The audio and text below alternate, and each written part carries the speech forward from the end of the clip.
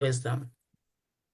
Make sure you get your pens, your pad, your notepad, so you can record the information that is practical to you. But before I start talking about our agenda for tonight, I would like to introduce myself and also give space for my distinguished guests to introduce themselves. I am Dr. Shanika Smith. I am a restorative practitioner who focuses on joy, education, and connecting people to their desired opportunities. Because when people feel better, they can learn. And when people learn, they do better. And when people do better, they can become self-sustainable. I'm also a member of Dynamic Delta Sigma Theta Sorority Incorporated, where I cross Spring '08 at Alpha Delta, which is at West Virginia State University. I am now a member of Charleston Institute Alumni Chapter, where I serve as the co-chair of the Social Action Committee. I'm also one of the founders of Black Voters Impact, aka BVII, where we empower and embrace our people to be civically engaged inside and outside of voting polls. And also, I am the co-founder of Black Policy Day, where we come together to inform our lawmakers about the policies and also the information to also share the civic engagement that we do year round. But before I go further with the introductions, we would like to know who's with us tonight. So we ask you to drop in the chat where you representing from in the chat. But as I allow my guests to introduce themselves, I'd like them to introduce themselves and the organizations they are affiliated with, and their initiation dates, and then pass it on to the next person. So at this time, I'm going to start with Dr. Armstrong. Dr. Deidre. Thank you, Dr. Soror. I am Dr. Deirdre Guyton. I am with the illustrious Delta Sigma Theta Sorority Incorporated, where we just celebrated our 112th year of service. I was initiated at Bluefield Alumni Chapter in Bluefield, West Virginia in the spring of 1995. So I have just celebrated my 25th year of service. And I am going to pass it. Oh, before I do, I am also the social action coordinator for the state of West Virginia. And before, I'm going to go ahead now and pass it to Tamara Rush. Hi, I'm Tamara Rush, and I am the owner of She versus Her Beauty Supply Boutique here in Charleston. I'm also doing some work with Shaniqua Smith with Black Voter Initiative Impact and Black Policy Day. Um, and I am the creator of Zero Hour West Virginia. It's a YouTube channel where we talk about politics, where we're pretty much learning about politics with the public together. Um, I am a part of Delta Sigma Theta.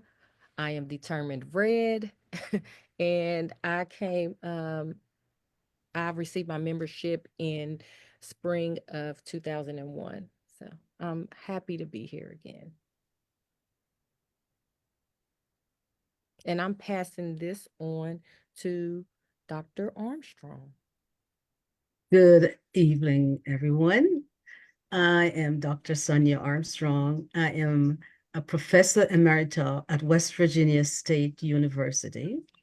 I am the 22nd state director of Zeta Phi Beta Sorority Incorporated, where we will be celebrating our 105 years on Thursday. I became a Zeta at West Virginia State University in the fall of 2001. So, and I am really and truly pleased to be here. And I am going to be saying that all that Dr. Smith is portraying is what she got from me as one of my students. So I have the pleasure of passing it on to one of my brother, Rick Kellum, brother of church. Is he Brother Rick? Is Rick here? If not, it's going to be I'm going to pass it Right. to Brother Ray. Ray, Right. Brother Ray, Brother Ray.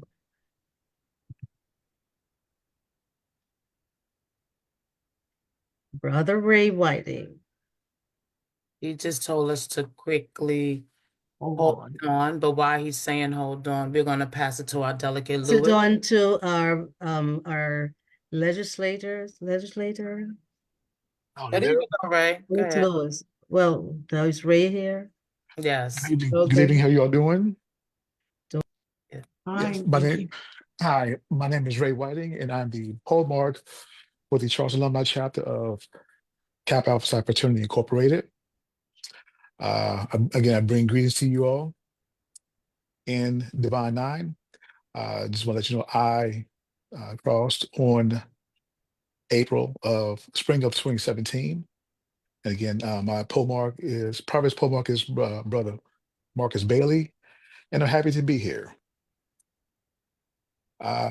So do I need to pass it to somebody? Yes, to Delegate Hollis. Uh, the gentleman who represents the second 1911, Hollis. The brothers who's on time. Anyway, Hollis Lewis, part of the Omega Psi Phi Fraternity Incorporated, crossed in fall of 2021. Well, thank you all for being in this space and here to represent the voices and the work that you're doing all in your community, locally, and actually statewide. This evening, we're coming together to prepare by being informed about the civic engagement we are taking locally and statewide. Tonight, my esteemed guests will share with the civic engagement of their organizations they're supporting and also community events that they may have coming up locally. I will provide today an overview of Black Policy Day, some actions we're going to have, and also talk about our Black Policy agenda. So before I go a little further, let me just share my, Alex, can you put on the share request so I can share my screen? Thank you.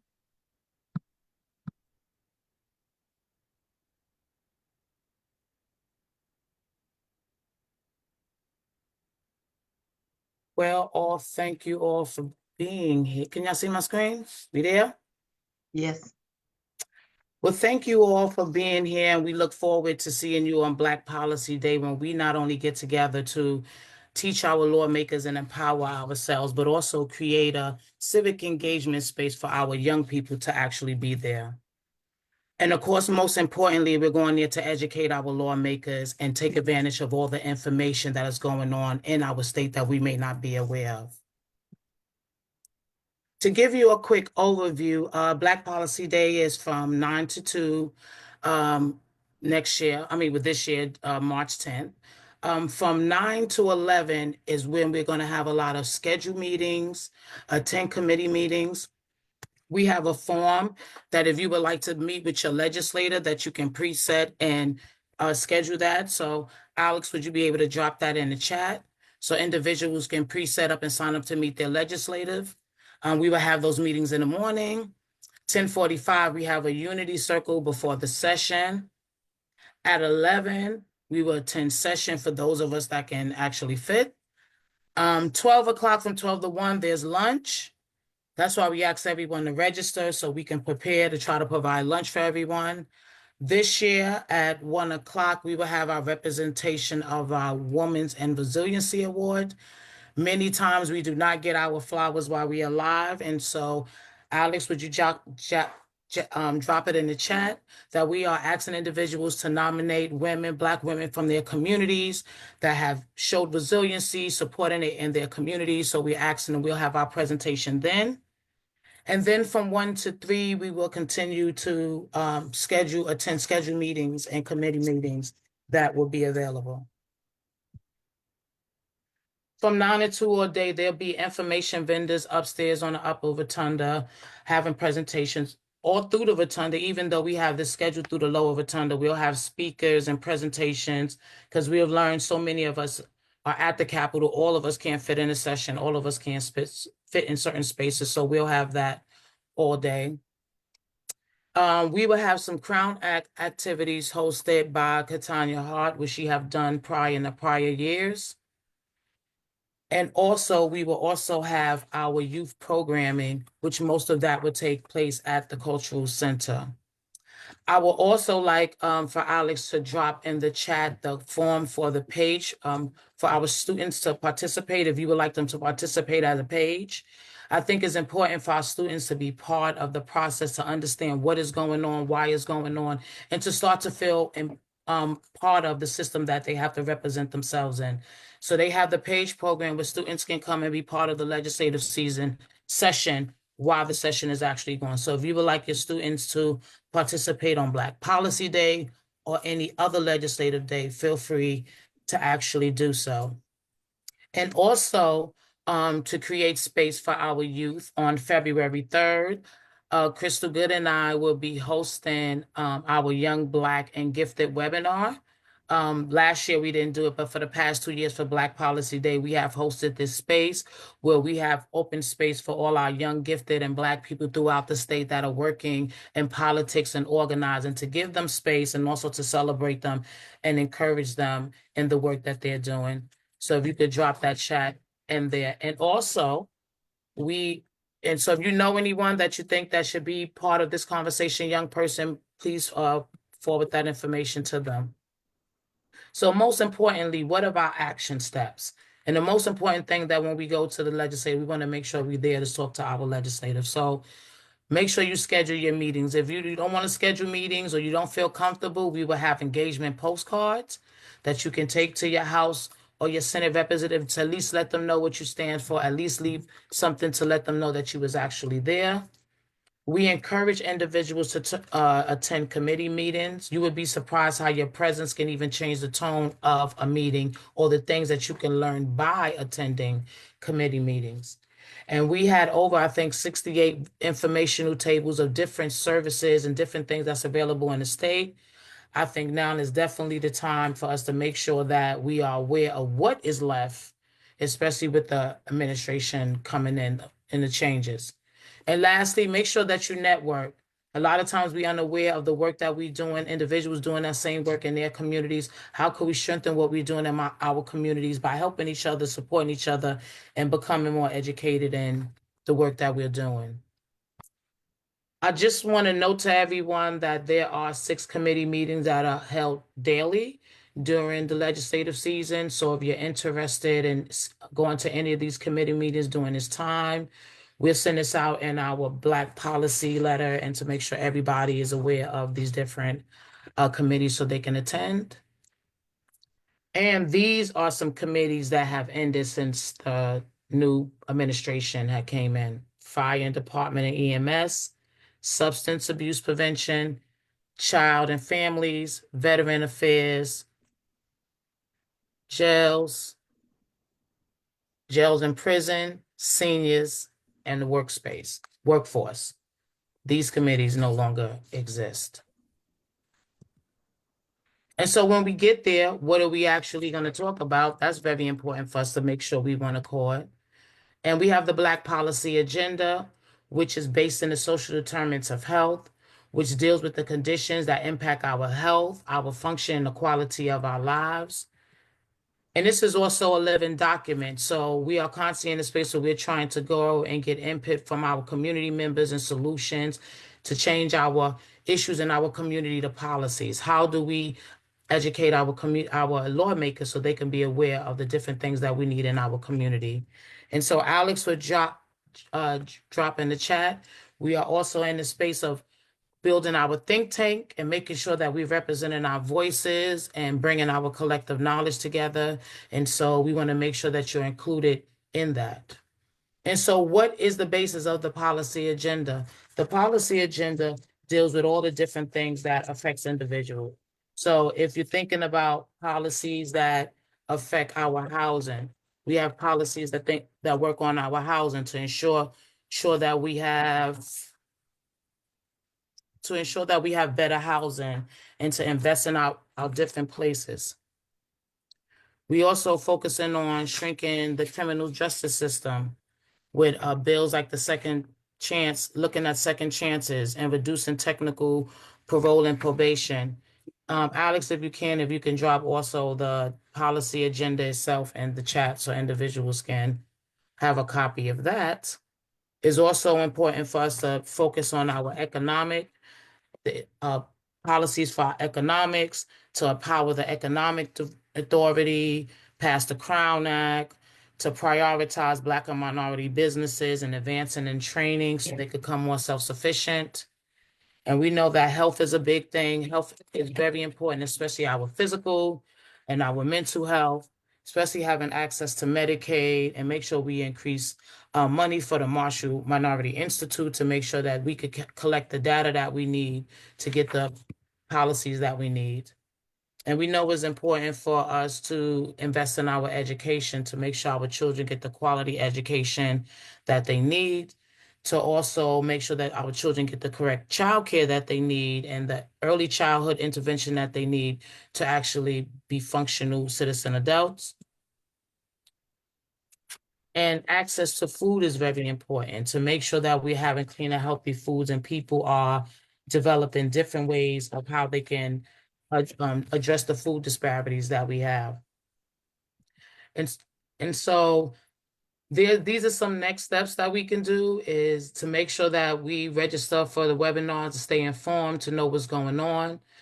Make sure you register for Black Policy Day so that we know that you're attending and we can plan, sign up to visit with your lawmakers. We also have a link in there that if you don't know who your lawmaker is, we have a link to let you know so you can look up your lawmaker and then make up an appointment to meet with your lawmaker. We send out a monthly newsletter every month to make sure people stay abreast of what's going on throughout the state. So if you have any events that's going on that you would like for us to know about, make sure you send it to us and email us. Alex, you could drop your email in the chat so we can stay informed and make sure we share that information.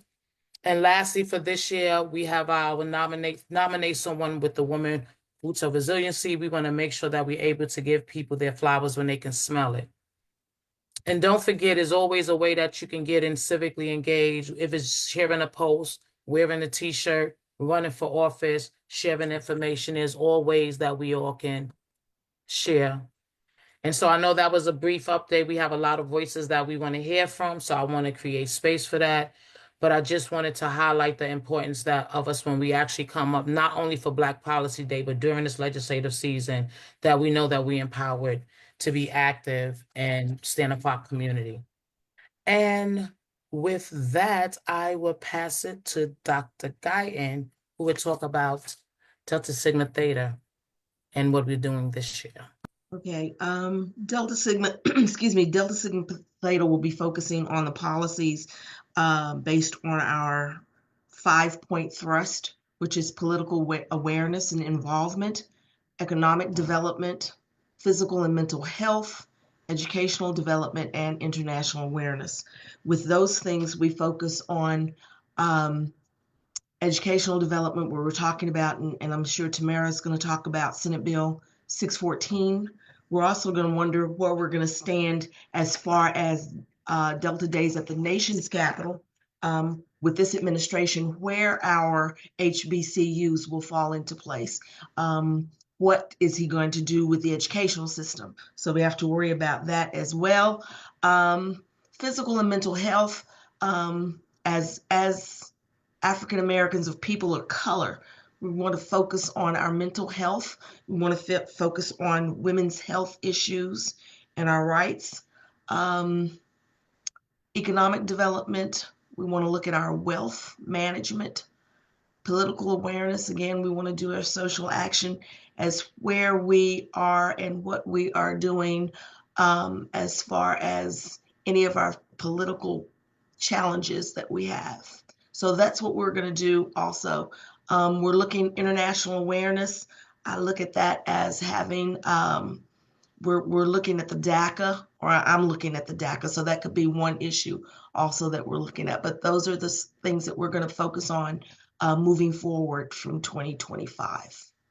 And with that, I'm going to pass it to Dr. Armstrong so she can tell us what Zeta's going to be doing. Yes, good evening again from our Zeta Phi Beta for 105 years. We are our international our international president, Dr. Stacy N.C. Grant. We have the extraordinary power of She Justice, social justice, health justice, and economic justice. We provide programs to enhance all of those things, from social justice, where we do with voting and things like that. Health justice, we do vaccine initiative, which is one of the things we do. Good Health Wins with the NCNW, we do that. And also with health, we do the Momnibus and maternal and child health. That is one of our big thing that we're doing. For economic justice, we're trying to make sure that we focus on the economics of all the things as Dr. Smith spoke about.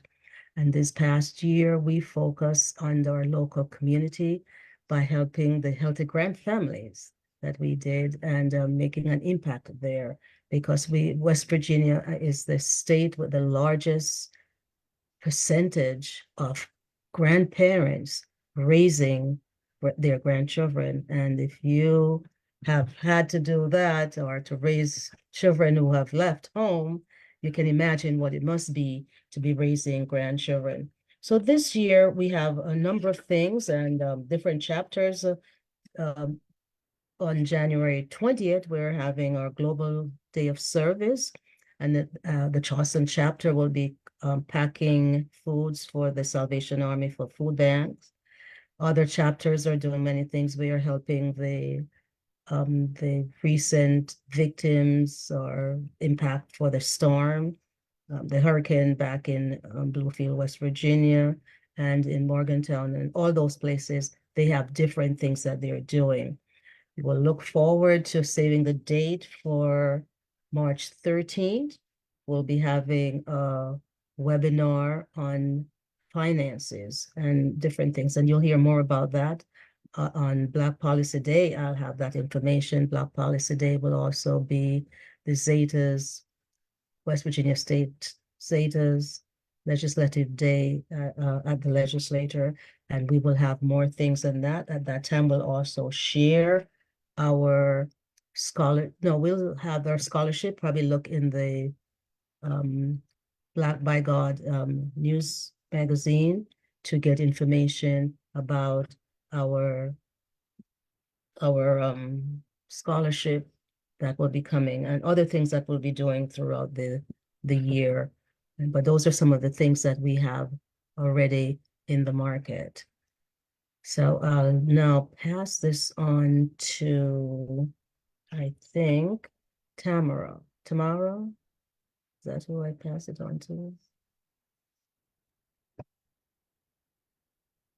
I'm going to talk about 0 Hour West Virginia a little bit.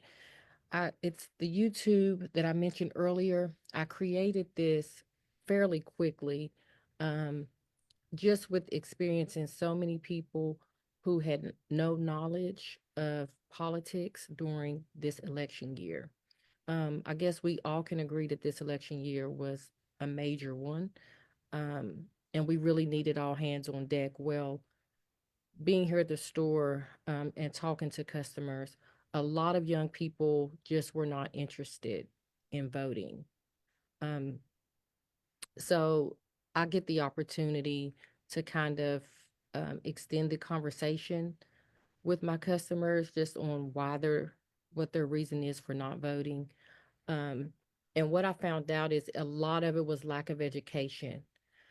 So I contacted some people that I knew, and we were able to come up with 0 Hour. Some people were able to help me as far as recording it. And at that time, the messaging was really centered around the political seats that were on the ballot, and making sure people understood what those seats represented, and how those seats would affect them on a daily basis. A lot of people were looking at the election as just the presidential seat, not really focusing at all on the local seats and voting on those. So 0 hour, what I did was just pretty much interviewed a few people. Delegate Hollis Lewis was one of the people that I interviewed, and just asked questions about the seat that they were running for, and how that seat affected the person, well, affects all of us that are voting. So now during legislative session, we want to inform the public more on just what that looks like, being at the legislature, how we can be more involved, like Dr. Shaniqua, how what she mentioned earlier, even just about us attending committee meetings and what that looks like. So I'm going to be doing a folk reporter report for Black by God every Friday, just to give an update on what that looks like and what has been going on. Like Dr. Guyton said earlier, a bill that we should all be paying attention to is Senate Bill 614, also known as the discipline bill. It has, I will say, it has a lot of support in both the House and the Senate.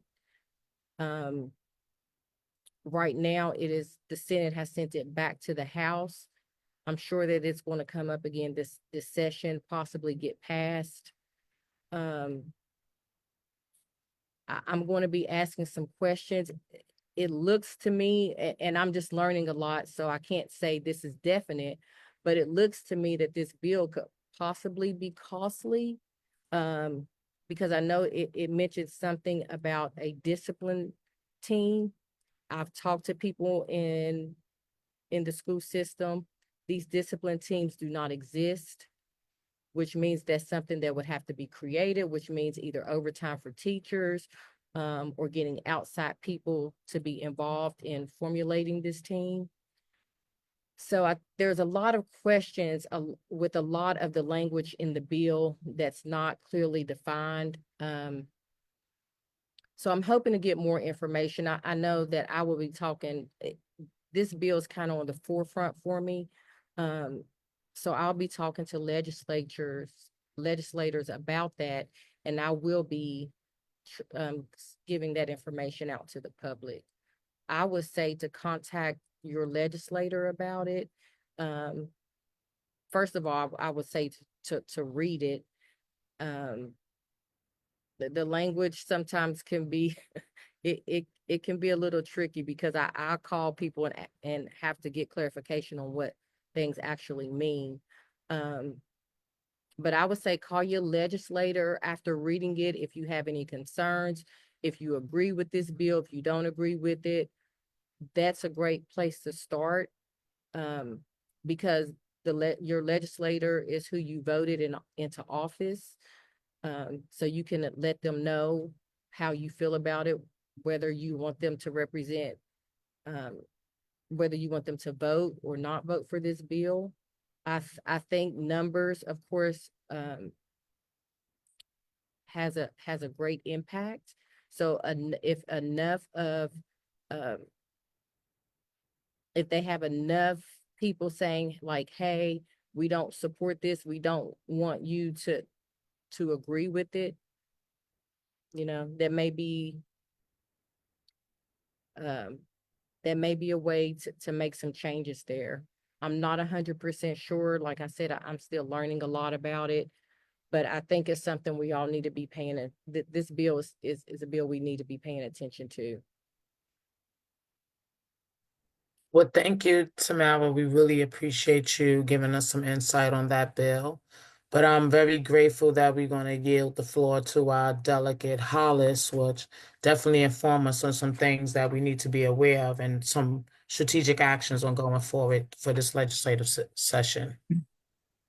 Thank you for that, Dr. Smith. And again, I just want to thank you not just for holding this forum and being a part of Black Policy, you and Crystal Good forming that, but also the work that you're doing throughout the year in order to get our young people engaged in the civic process. So I'll be coming to you on 2 accords, obviously representing the Omega Psi Phi Fraternity Incorporated, but also representing myself in my capacity as a delegate. As far as Omega, our cardinal principles are manhood, scholarship, perseverance, and uplift. With that, we are tasked with the mandated tasks, and those tasks, those mandated programs, those mandated programs include things such as social action, voter registration, education, and mobilization. So again, you'll see Omega Men as far as in the community, getting people registered to vote, being part of the civic process, holding office, and also, even getting more deeply involved in individual campaigns. So that's something that we're definitely doing, something we're definitely moving forward. In any activities that we have, we will definitely inform the body. In addition to those, to that mandated program, we also have programs such as fatherhood and mentoring. And in the near future, we will be restarting Omega Gents. That is a program in which we take youth from about 7 years old to about 14 or 15 years old, and just offer mentorship, to be around, and try to educate them, not just maybe in a standard way, but educate them through things like STEM, things through athletics, and just try to bolster their critical thinking skills. Now, so that's some of the things we're doing as Omega in the area. And again, the body will inform you as we have individual events. And I think we have our Black History event coming up, and a scholarship, and different events coming up here in the next couple of months. Now, as far as my capacity as a delegate, we cannot afford to be passive. This isn't a time for anything passive that we're doing. But Governor Morrisey, if you paid attention to the news, he just issued sort of his wish list of executive orders of things he wants to do. This is things he said yesterday during the inauguration, and things that, frankly, he's been saying the whole time he's been on the campaign trail. One of those things is terminating DEI. So what does that mean? Diversity, equity, inclusion. Now, one of the misnomers about diversity, equity, inclusion is that people or sort of the right would have you think that these are programs that sort of just gift jobs to individuals who don't deserve them, when that couldn't be farther from the truth. What DEI strives to do is take equally situated individuals, so people who have the same qualifications for the same job, and give those individuals who have been historically underrepresented a chance at that particular job, that program, that grant, or what have you. So these are certain things that, they're trying to do away with. In addition to that, and kind of go along with that, Governor Morrisey talks about downsizing government and, having these DOGE initiatives and different things like that. What does that mean? That means that jobs are going to be eliminated. And if you know anything about, particularly the Black community, a lot of our Black community, they work in state and federal and local government. That's a big employer for our community. He talks about cutting the income tax. And what does that mean? Again, sounds good on his face. You'll be paying less tax dollars. However, those tax dollars that he's cutting, they're funding something. So, and again, a lot of those programs that we may be dependent on could be cut in their future. As far as criminal justice reform, we want to make sure that we don't create or we don't support new laws that are broad, that are overreaching, and which have punitive outcomes, right? And we also want to make sure that we're supporting legislation that expand expungement, right? We don't need somebody who, did a crime 30 years ago still paying for that, right? Now, when we talk about, because I heard a couple of individuals mention education. When we talk about this, again, I want to say this, I am a supporter of public education. I'm a supporter of our teachers. I'll be advocating for policies that, try to increase our teachers' pay and give them the autonomy that they need to, work within the classroom. But I think we also have to focus on reality too, is that charter schools are here, parochial schools are here in West Virginia, and these are things that are coming in. I think you have the organization called the Cardinal Institute. So they are, I think they work primarily, or their home base is out of Florida, and they're a charter school initiative, and they're here in West Virginia now. So we're going to see charter schools pop up. right? And that funding, along like with things like charter schools, the Hope Scholarship, and sort of the freedom of choice when it comes to education initiative, that is going to fight for money out of public education. So what I've been saying for the last year, I think we as Black West Virginians, we have to think about, possibly starting our own charter schools. Again, it's not necessarily my calling, but I'm kind of seeing the writing on the wall.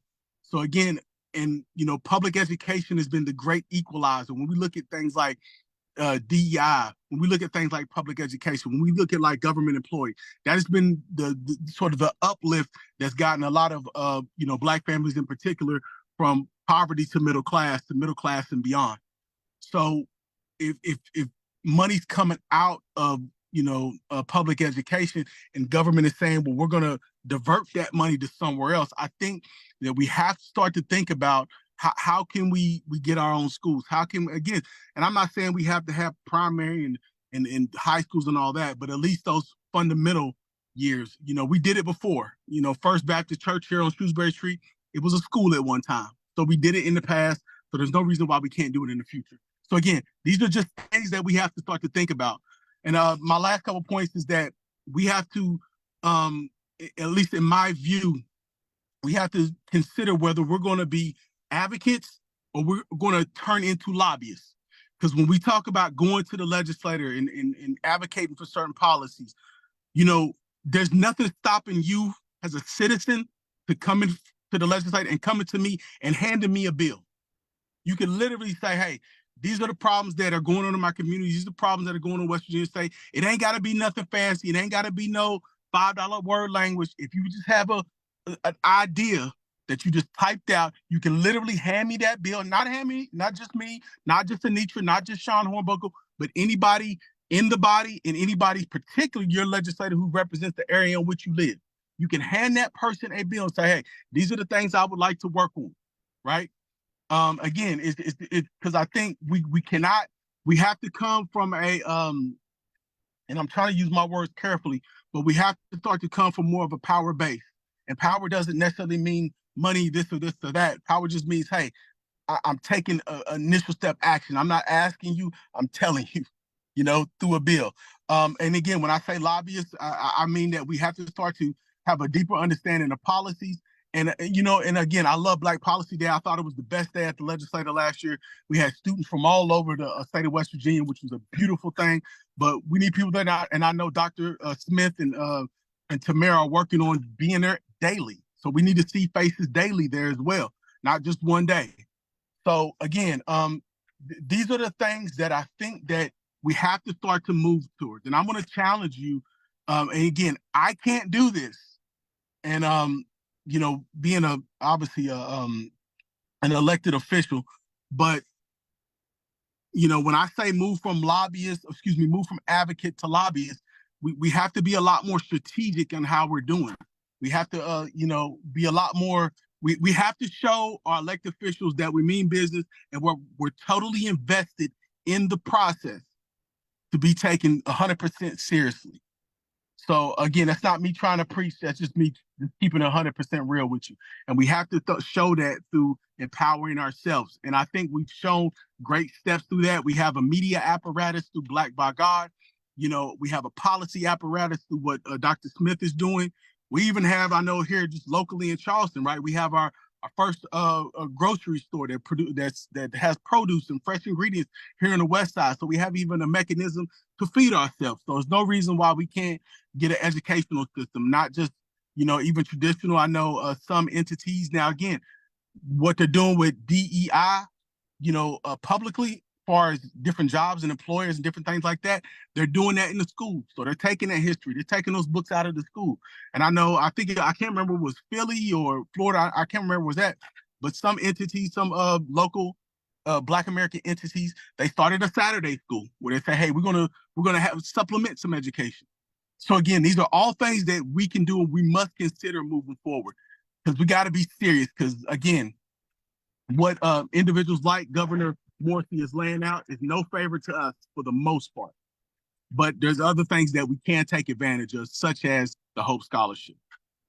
So thank you, Dr. Smith. I'm sorry to be long-winded. No, you was not long-winded. You was providing information that we definitely need. So thank you for being here and thank you for educating us. And we are definitely honored also to have our delegate Hamilton here and also wearing two hats like our delegate Lewis. So we want to give you space to introduce yourself and also give us some information about some inside information that we need as far as our legislative actions this upcoming season. Well, good evening, everyone. I bring you greetings from Morgantown. I'm Delegate Anitra Hamilton. I'm also a member of Alpha Kappa Alpha Sorority Incorporated. And I represent District 81 here in Morgantown, which covers, I have my general in my district. And I have a diverse district, really 3 different demographics, but I work for WVU Medicine, so I really touch base with both hospital systems. Just to piggyback a little bit off of what Hollis was saying, you know, this year I may be minority chair for education, and it's kind of hard to, I know a lot of people ask me what's coming, what's happening. It's kind of hard to know what they're doing because they don't really share anything with us. We don't know the bills that they're bringing forth. What I can say is that we have focused on in the interim session last year, one of the biggest things that we fought against was the discipline bills, and which I felt targeted a lot of our minority children. This year, they focused a lot on alternative education. And I will say that we learned in health that last year we had 1,500 babies that were born fully addicted to some form of opioid.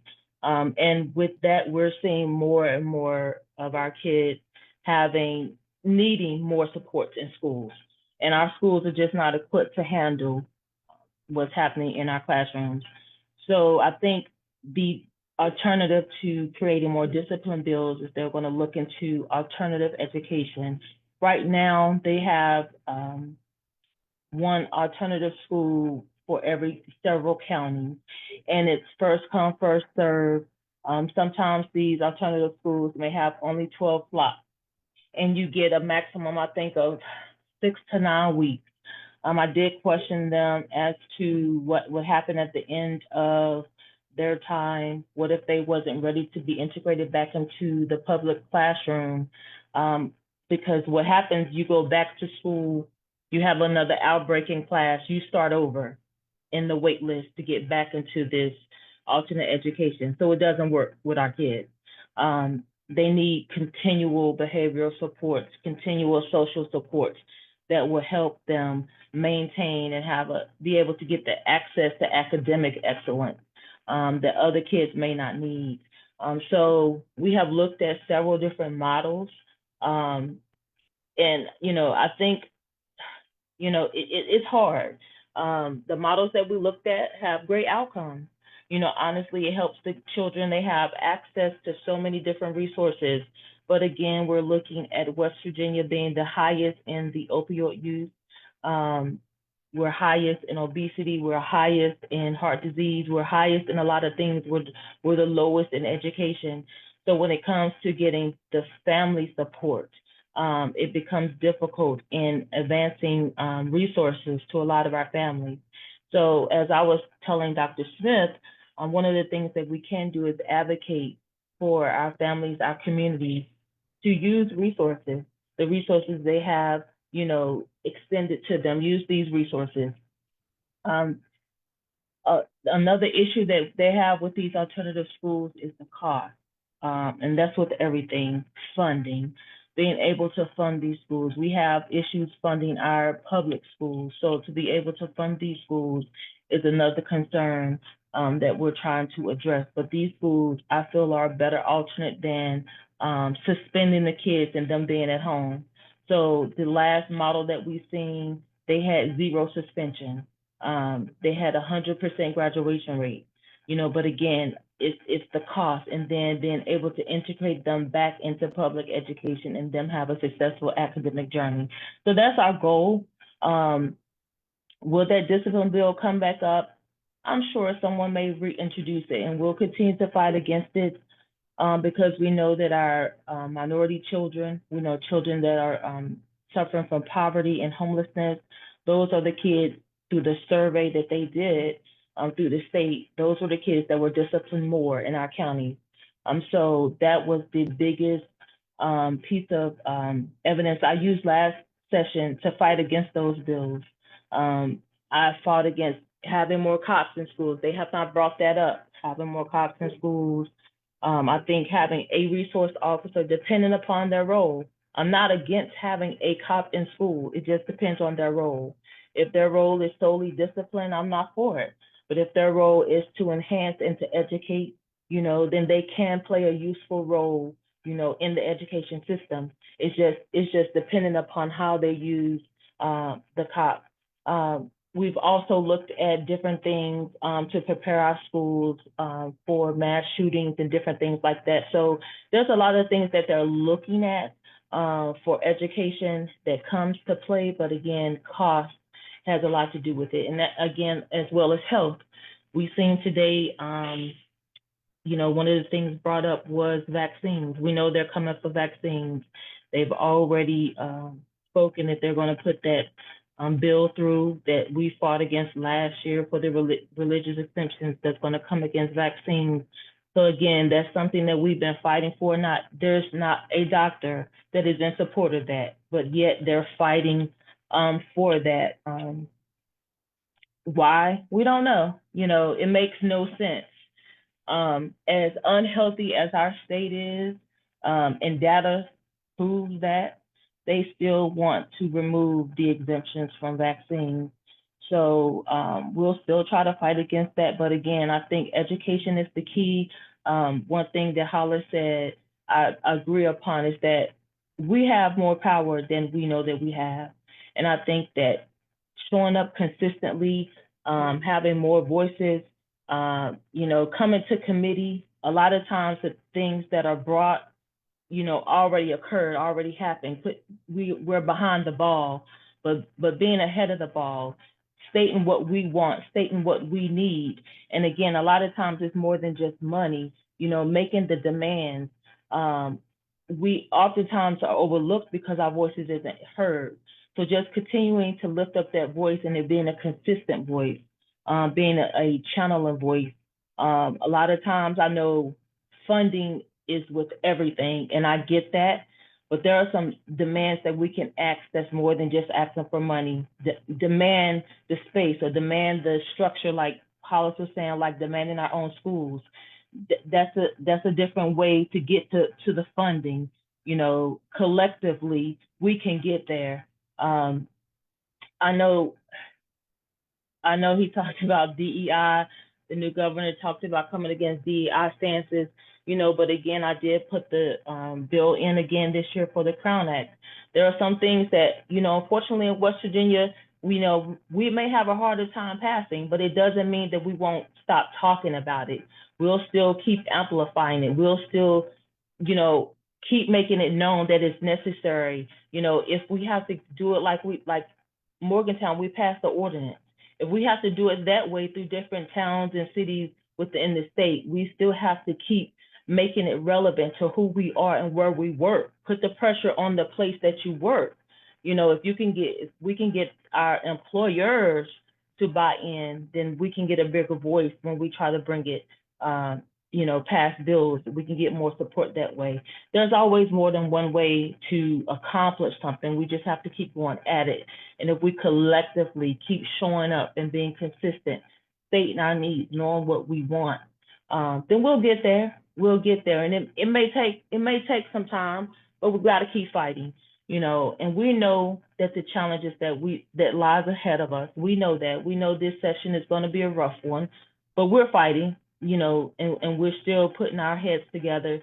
We're still trying to do what we can do to, you know, hold the line. You know, last session they didn't put any of our bills up, but we still came out, I believe, more successful, you know, because we stopped some bad bills. So we're still gonna do what we're gonna do this session. You know, if you guys have any questions, especially about education, health, they changed our whole system this year, so our committees are different. So just take some time to look at how our committees are set up. I don't know if you guys talked about that earlier, but take some time to see how structures are set up. They changed a lot. So we're learning a lot, doing things a lot differently this session. But we're still on the wall fighting. We're still there. Our doors are still open. And like Hollis said, if you have any ideas, bring them to us. You know, we'll get those bills put through. We'll put our heads together. You know, it takes more. We don't see all, we don't know all. But if you bring it to us, we'll try to put something through that can help our communities collectively bring that voice forward that our people need. Thank you, Delegate Hamilton. We really appreciate you sharing with us and giving you the practical information that we need. And one word I think all of us said multiple times is the word we. It takes we, it takes us. And we all have to know that we empowered, and in some way, somehow, we all will play a role in us coming together. But like again, I want to thank you all for this space, and we know that this space is not the last space and the only space that we need as we go forward with this legislative season. Make sure we stay connected. Make sure we check out the newsletter that we will have coming out. Tamara has a 0 hour that every week she's going to be sending out a little video. We know everybody likes social media, so just sending out a video. Make sure you watch what our delegates are out there putting on their social media so we can be aware of what meetings that we need to attend, places we need to go. And also, what are we doing locally in our community? Because the goal is to take the actions that we are learning collectively to there and go to our community meetings. We need to go to our city council meetings. We need to go to our board meetings, go to our school meetings, and go there collectively with the knowledge we need and the recommendations to help the systems in our communities run better. But before we leave tonight, I'd like to share a couple of events that's going on. And I've seen some were shared in the chat, but if there's any events coming up from your organization and the community that you want us all to share, I know March 28th and 29th, Charleston Institute Alumni Chapter of Delta Sigma Theta, we will have our Founders Day. March 29th will be our open meeting for the public. And so we asking you to save the date, come, fellowship with us, support us for our fellowships, because the work that we do, the scholarships, the work that we're doing is going back to support our community and our scholarships. Also mark your calendars for February 12th. Katanya Hart, along with the Crown Act Committee, are hosting a Make Your Crown event. So they're having a place so people can come and make their crowns that you can wear for Black Policy Day or every day you want, but just to learn more about the Crown Act and how we're going forth with that Crown Act. I know Alex had put it in the chat, but February interims, we want to start coming for interims. So we can't just wait for legislative season to show up. How do we start interacting with our lawmakers doing interims?